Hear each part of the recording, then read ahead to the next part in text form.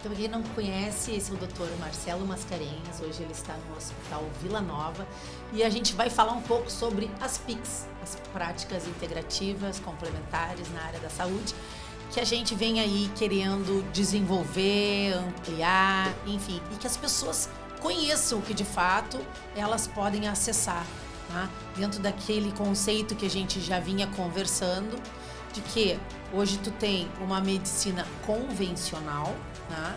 Muito baseada na questão dos medicamentos, das empresas, grandes empresas farmacêuticas, mas tu tem aí todo um resgate que precisa ser feito da medicina tradicional, da medicina mais natural, não invasiva, né? Que não tem efeito colateral. Então, dentro disso que a gente vem trabalhando a questão das PICs. Então, tu é a pessoa mais qualificada que a gente tem dentro de uma, como é que eu posso dizer assim, de uma área da saúde que atenda a população e que não necessariamente está ligado a práticas preconceituosas que alguns médicos têm, né? Inclusive, eu quero que tu fale sobre isso depois, porque a gente tem um longo caminho a trilhar. Então, doutor Marcelo, conta para nós como é que é a tua experiência dentro do Vila Nova com as práticas integrativas. Bem, as práticas integrativas, eu gosto de iniciar dizendo assim, eu venho de uma formação clássica, né? Bastante clássica, trabalhando com medicamentos e com certeza as indústrias, né? Eu não trabalho com indústrias, mas elas indiretamente estão. Mas esse olhar das práticas chegou em mim até eu chegar no hospital, foi porque o cuidar vai muito mais além do que uma droga, do que um fármaco, né? Então, o cuidar de uma pessoa é muito amplo. E esse cuidar começou quando eu sou filho de farmacêutico, né, da minha cidade natal, que é Pelotas, e esse farmacêutico gostava de homeopatia, né? Mas eu segui outra linha, depois que eu fui desenvolver isso, estudar. Mas veja que engraçado, desculpa te interromper, mas a maioria dos grandes produtos das empresas farmacêuticas derivam de algum elemento natural ou de algum químico, de alguma planta, de algo que funcionava na medicina antiga. Exatamente. É verdade? Exatamente.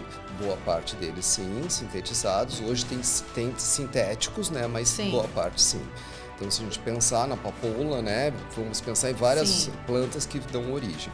Mas as práticas chegaram no Hospital Vila Nova por uma necessidade de olhar, né, o indivíduo como um todo. E a gente iniciou no Vila Nova com a prática de ozonoterapia.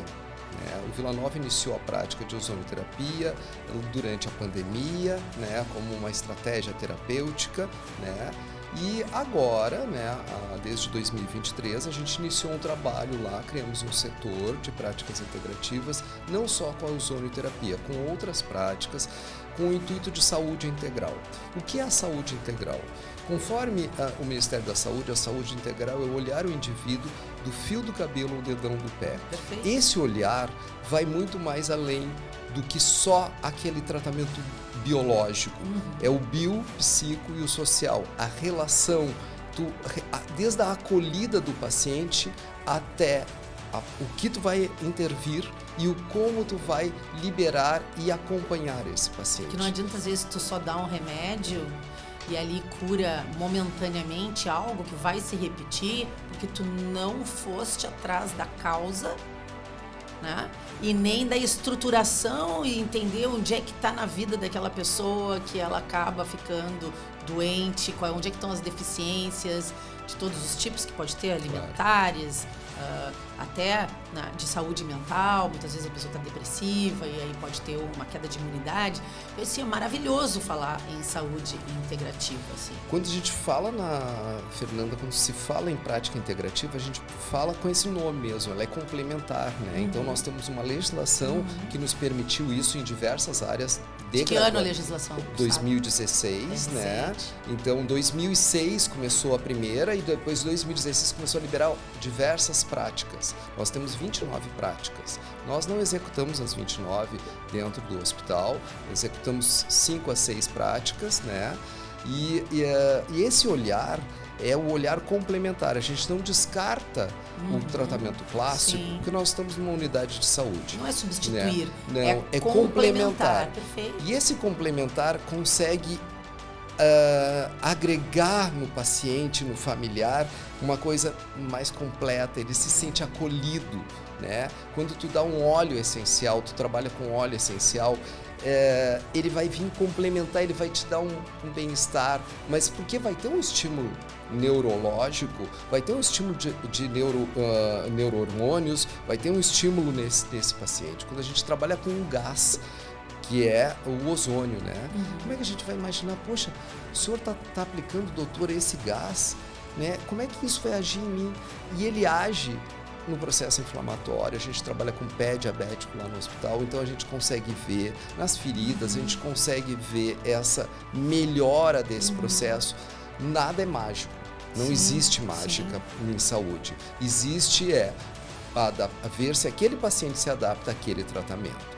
Isso. Mas, olha só, deixa eu fazer uma provocação aqui. O que seria o ideal, né? Se a gente tivesse os recursos, a formação e a estrutura necessária. Se a pessoa vai lá com algum problema de saúde ou algum mal-estar, e aí tem aí uma gama de profissionais que possam atender, aí tem a cura momentânea, tem o trabalho de complementar, usando todas as práticas possíveis, aí já indica uma nutricionista, a pessoa já vai buscar uma nutrição que lhe permita manter a saúde, porque hoje em dia as pessoas, elas estão muito doentes por diversos aspectos, é pelo excesso de tela, é pelo estresse, é pela falta de sono, é pela vida muito corrida, é por esquecerem de si mesmas muitas vezes nas práticas do dia a dia.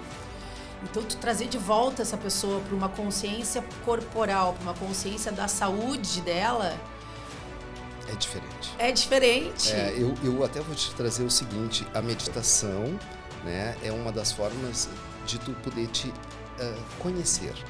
Né? Quando tu começa a trabalhar com a meditação, que é difícil, não é uma coisa fácil, porque tu tem que te reeducar, tu vai reeducar até para falar, para realizar diversos processos digestivos estão relacionados com essa respiração, né? A meditação, o reiki, olha só que beleza é o reiki, que é uma imposição de mãos, né? Que a gente pode trabalhar numa sala de espera, né? Uma sala de espera, né, onde a gente tem que muitas vezes a espera é longa. É longa e estressante, porque eu estou na dúvida do que vai acontecer comigo naquela consulta, né? Quando a gente tem, na parte oncológica, né, os pacientes têm uma apreensão, né? Nós estamos no mês da mama, estamos iniciando agora, né?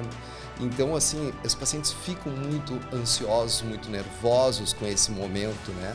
Então, se a gente pode acolher com algumas práticas dessas, são simples, muito simples, em que a gente vai reeducar esse paciente com a sua própria... São potenciais próprios, em que vários facilitadores, né, profissionais poderão preparar esse paciente para ele se sentir melhor, ir para casa. Quais são as práticas hoje oferecidas dentro do Vila Nova? Então nós temos a ozonioterapia para os pacientes internos, segue um fluxo, nós temos um protocolo de fluxo, né, pacientes com feridas, né, e pés diabéticos após a triagem dos setores anterior ao nosso setor, então serve um acompanhamento. Nós temos também os óleos essenciais, que são colocados na saúde mental, né? Alguns pacientes na saúde mental que aceitam, né? Nós temos a acupuntura, que está iniciando no hospital, né? Para os pacientes com diversas comorbidades. E nós temos dentro do hospital, foi criado há um ano atrás, um trabalho bastante interessante, que é para os funcionários. Nós precisamos... fazer com que o funcionário entenda sobre esse tratamento. Ele trabalha no tratamento clássico, então nós queremos que ele entenda. Não só esse e outros. Então foi criado, né, o Dr. Dalmolin criou então um serviço que é Cuidando de Quem Cuida. O que é esse Cuidando de Quem Cuida? É o olhar para o seu funcionário. Porque a gente tem muita gente da área da saúde que acaba se afastando e a gente sabe que existe uma quantidade tremenda de atestados colocados aí por burnout, né? Quem não sabe é o trabalho excessivo até que a pessoa pifa praticamente, né?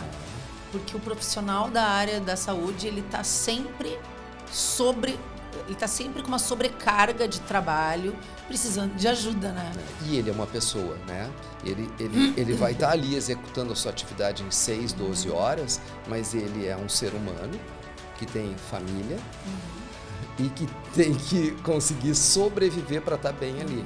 Então a gente tem esse serviço que não é só as práticas, tem outros serviços juntos, mas nós temos um ambulatório, nós temos em torno de 1.800, 1.900 funcionários só dessa unidade nossa da associação. É uma comunidade grande. Nós temos uma agenda, né, que essa agenda é sempre muito cheia, tá? Assim, tipo 2 meses para conseguir um lugar, né? E eles têm um horário de atendimento. E esse horário de atendimento, quando a gente criou esse serviço, não é aquela consulta de SUS. Tá? Eu adoro consulta do SUS. Quer dizer, não é aquela consulta mais rápida. Aquela consulta que tu entra, senta e já te despacha. Isso. Não é aquela consulta, chegou, fiz porque eu tenho uma demanda. Não, uma consulta de 1 hora, a gente vai acolher, a escuta acolhedora é a diferença disso, né? Então a gente vai acolher, vai cuidar desse paciente da melhor forma, aconselhar outros profissionais também para poder esse paciente, esse funcionário, esse paciente poder trabalhar. Mas em 1 ano isso? Isso, em 1 ano. Qual é o resultado que vocês perceberam em 1 ano dessas práticas? Nós temos, assim, um sentimento de gratidão dos funcionários, né? E, claro, alguns com dores, eles vão se sentindo melhores, né? Então, a gente tem aqui, a gente tem retornos pontuais, nós temos até um instrumento, né? Que está sendo utilizado para a gente poder avaliar como eles estão se sentindo. E nós, além disso, nós precisamos educar, porque dentro da área da saúde, não adianta a gente só aplicar as coisas. E nas PICs também, a gente precisa educar. Então, a gente criou um seminário, né, por mês. Nós temos um seminário para os turnos diferentes do hospital, onde se dá palestra. E é convidada a comunidade hospitalar, os funcionários, para irem lá, para eles perceberem que o melhor cliente nosso é quem é o cliente interno. Sim. Né? Se ele sentir que faz bem para ele, ele vai indicar para o outro. E até chegar no paciente, né? E a gente poder, né, desmistificar esses conceitos, né? Trazer esses conceitos. Então a gente não traz nada que não seja teórico, mas trazendo para que ele possa ter subsídios. Sempre. Deixa eu fazer uma janela. Não é achismo, é ciência. Isso e é uma ciência muito mais antiga. Muitas dessas práticas, eu sou fã de acupuntura, doutor Marcelo. Foi a única coisa que de fato curou uma enxaqueca crônica que eu tive durante um tempo na minha vida.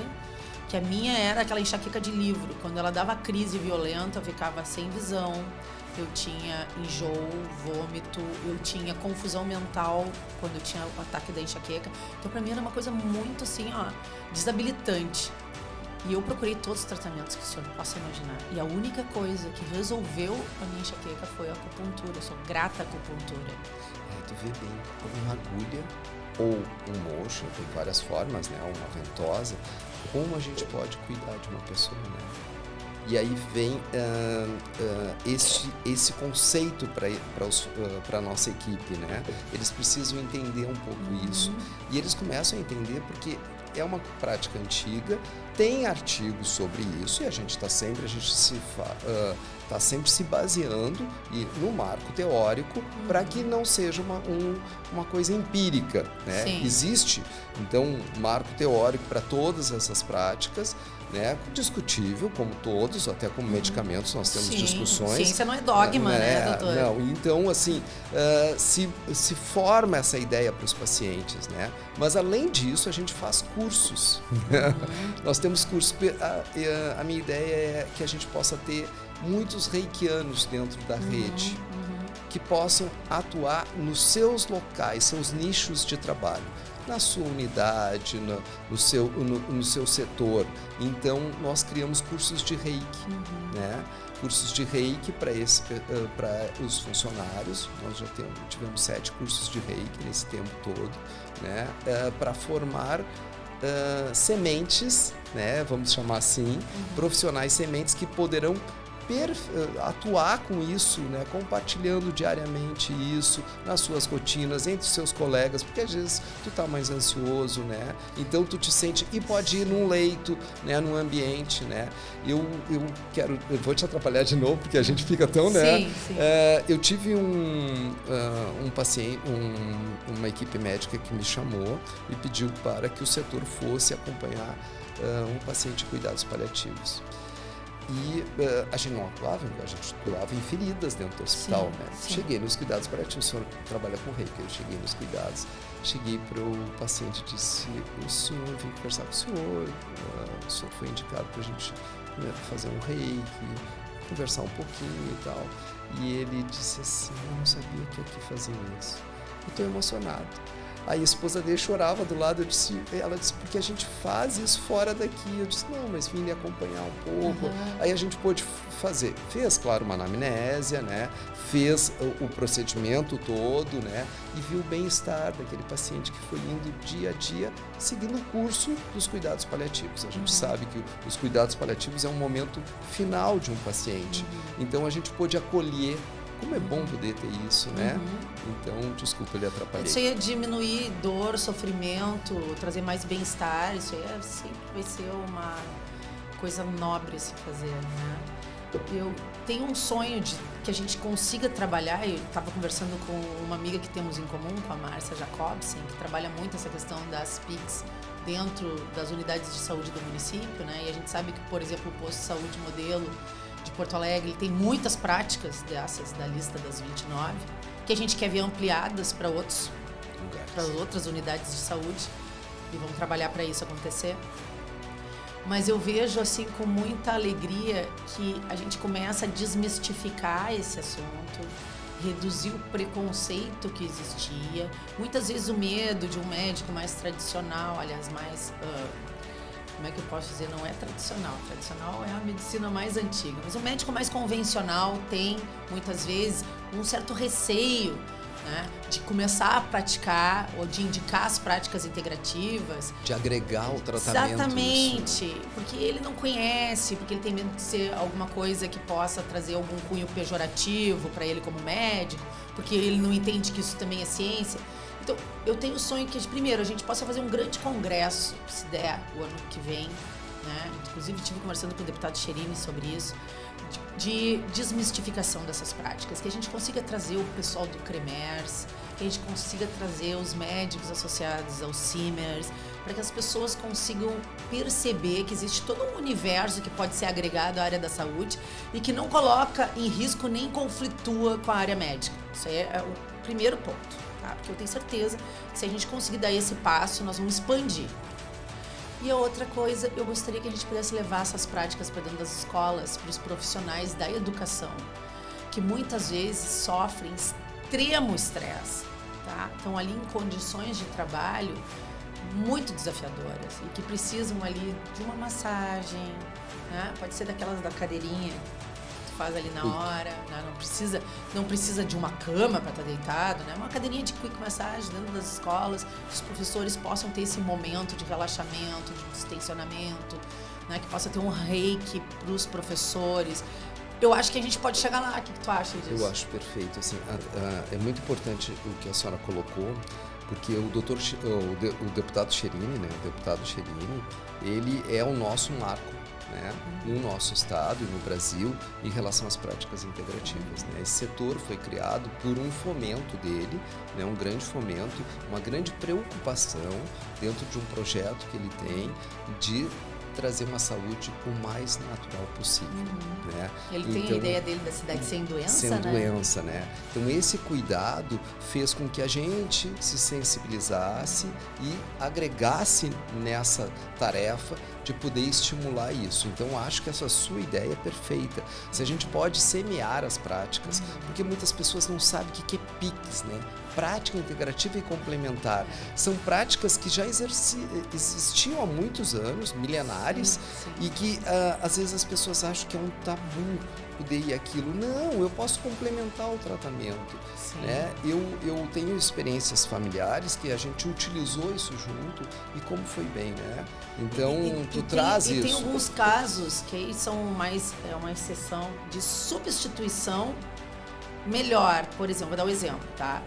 Quando a gente eu coloquei no meu mandato R$750 mil para a construção, é o início, né, da farmácia Viva, lá no Centro Agrícola Demonstrativo, e eles vão produzir uma série de ervas com a fundamentação de que elas possam ser usadas na fitoterapia, nos postos de saúde, algumas delas como aromaterapia, outras delas como tintura, enfim. Mas o que moveu isso no primeiro lugar foi muitas pessoas dependentes de remédios para dormir.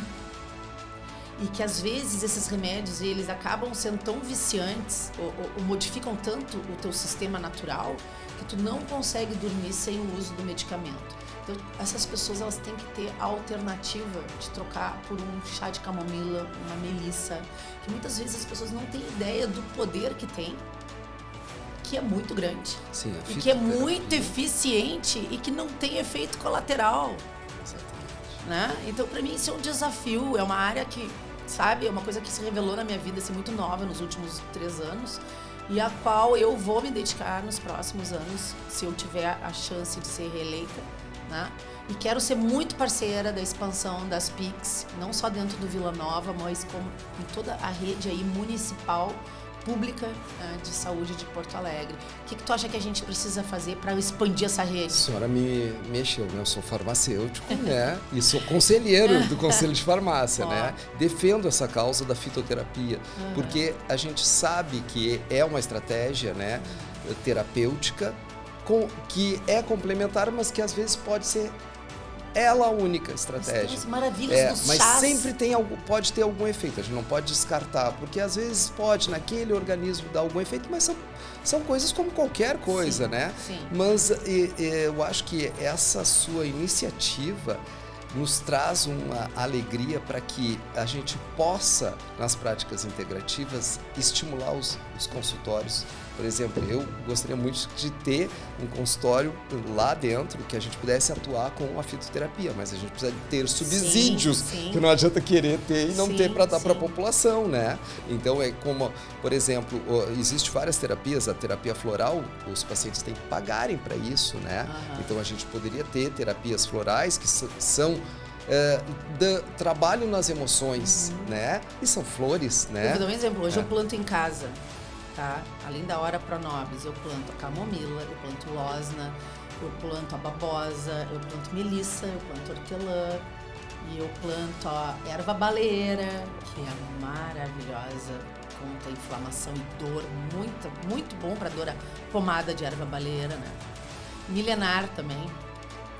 E aí tem todas essas ervas, tem a penicilina que eu planto também em casa, e eu sou usuária de chá, de folhas de árvores frutíferas, chá de amoreira, todas essas que a gente sabe que tem sim uma comprovação de que elas têm um impacto positivo no organismo, né? Tem toda uma terapia com chás aí que pode ser feita complementar, sempre complementar, gente. Exatamente. Isso que a senhora está falando vem ao encontro da educação e saúde. Quando a gente trabalha em educação e saúde, a gente tem a educação popular e a educação em saúde, ela complementa com a educação popular. Então, tu traz o conhecimento. Eu trabalhei na Amazônia, eu trabalhei com os índios. Legal. Então, eu aprendi chás que aqui não tem, eu aprendi frutas que aqui não tem. Então, a gente pode agregar isso com base científica para tratar, para cuidar de um paciente.